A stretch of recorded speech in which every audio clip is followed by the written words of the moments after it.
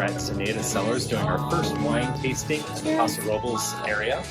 And here's the problem with doing wine tastings. Michelle joins wine clubs. And by problem, I mean it's a pretty good deal. It's a good deal. So the wine tasting... Think about this. Let me say.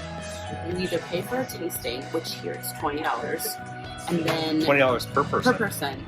And then you leave with any wine, because they say if you get 2 bottles of wine, it waives one of your tasting fees. So there's that. But then you're spending money on tasting fees versus putting it towards something better, like bottles of wine. And we don't like carrying a lot of wine with us, right? Because of weight in the RV. So if we join a wine club, then we can get it later. Now we're always hesitant as to the commitment. So we have joined one other club so far, and that one does have a 1-year commitment, but it was a reasonable price. This one does not have a commitment. However, the longer you're a member, the better your discounts get. So it's a progressive discount from 20% today up to 50% per bottle of engine. Yeah, I mean, you have to be a member for 8 years. But I'm committed to wine, so... We're probably going to be drinking wine 8 years from now. If we ever come out here for like a long weekend, they have a B&B right upstairs, and you get a night for free, which is pretty exciting. That is pretty awesome. Yeah, so we can fly out, and we have a place to stay. And do the things that we love to do most. The ocean is an hour and a half from here. And then so between the ocean and wineries, there's plenty to do. And we're pretty much exactly halfway between San Francisco and Los Angeles.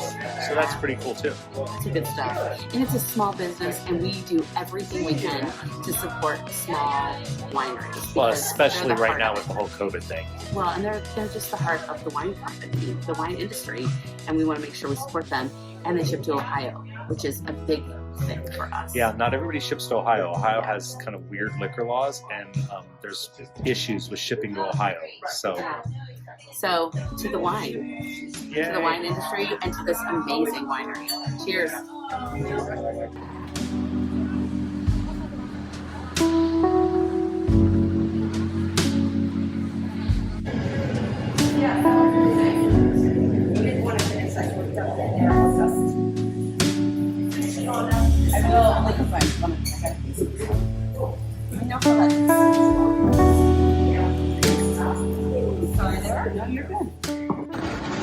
So we ended up here at the Purple Cowboy Winery because they actually have Heirloom Kitchen, which is a little restaurant.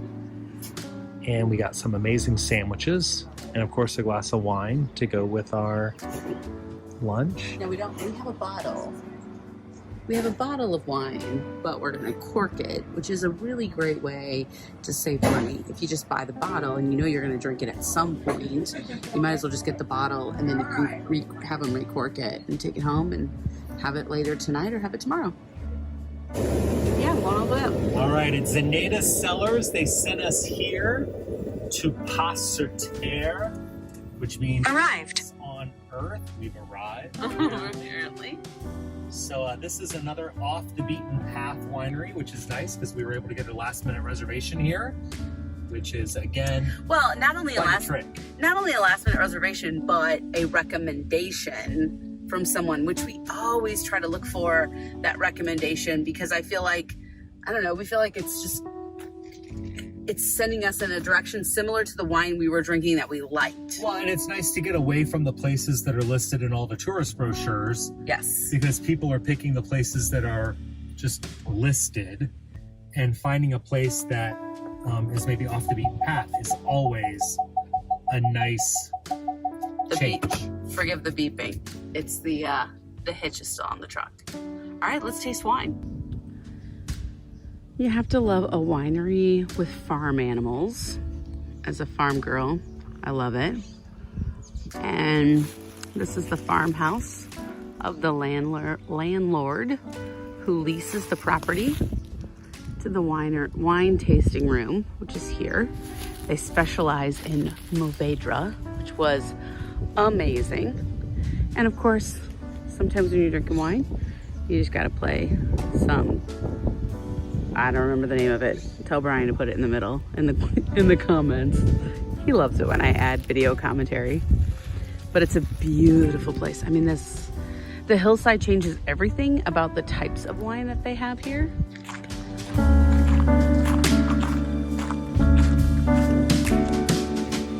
So we're at our third winery of the day. Our last winery of the day. And that's because we don't count the bonus winery. This is Brecken Estates, which actually has the same winemaker as the winery we just left. They have some beautiful grounds. Do we need our picture in the photo frame? I don't think I can take a selfie in that photo frame.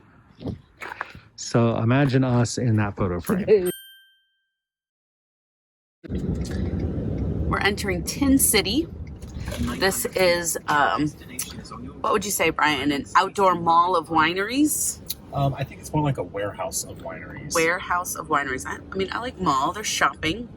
Warehouse wineries. This is much prettier than Willamette up in, what was that, Oregon? Oregon. It's prettier. Everyone has like what looks like a storefront, but it's certainly is just packed in here. We're starting at the one that's straight ahead, Onyx Wines. We're pretty excited about it. Look at that. There's some pretty stuff here.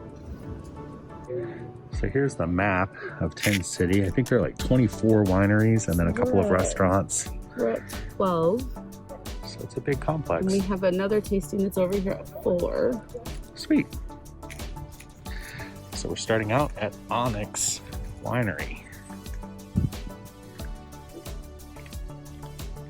All right, so we're here at Onyx, and because of the COVID regulations, they're doing the tasting a little bit differently. It's interesting because everyone's doing something a little bit different. But this is what they decided. We'll kind of see how it works as we go. So we were given our first pour of wine here, and then all the rest of the wines, are in little bottles ready to go, so that they're not pouring into used glasses from common bottles. So, how's it taste? It's good. So that's a rosé of Tempranillo. Very good. How long have you guys been here? Since 2016. How long has this area, this Tin City, been around? It's really taken off within, I would say, the last 3 to 4 years. Okay. So lots of choices here. Hungry Mother Truck. Funny. But our next stop, where we have an appointment, is right here at Sans Liege Wines.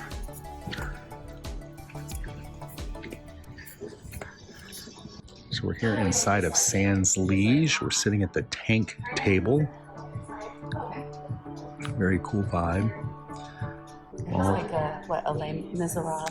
Like the wines seem to have like a Les Miserables theme. We have a call to arms. We have the pickpocket, the adversary. And the Cruisin. So kind of fun. Wonderful. What do you got, Michelle? I have call to arms, and it's a Grenache blend and a Cruisin, which is a grape I've not heard of before. It's delicious, especially on a hot day like today. So one of the reasons why we only plan 3 tastings in a day is because of driving. The other reason is because oftentimes somebody will recommend a winery that you don't expect. So over at Sans Liege, the tasting bar tender sent us over here to Fabulist right next door. It's one of their sister wineries, and they were able to get us in without an appointment, which is awesome. And we're doing a quick tasting here. We're just sharing a tasting. Once again, we often do that to help. And here we go. We're here at Eberly Wine, celebrating their 40th anniversary last summer.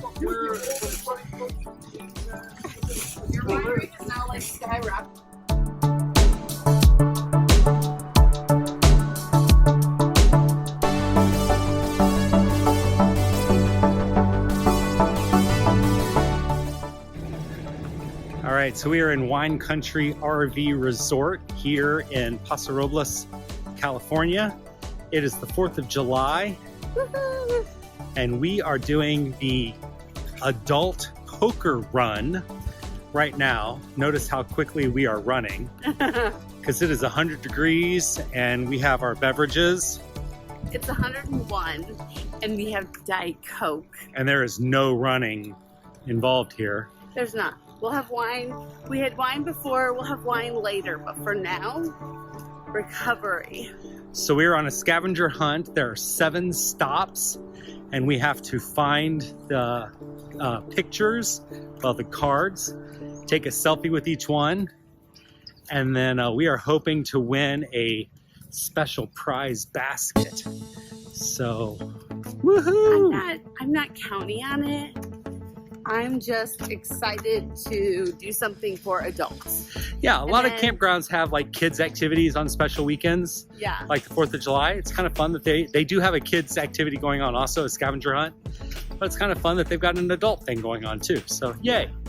All right, so we finished the poker run, and guess who came in first place? Yes. Michelle, who has never won a poker hand in her life. The sad part is when she put the cards down, I didn't even know what was happening. She's like, I didn't get anything. And she's like, no, you got us straight with a queen high. Which I didn't know what that meant.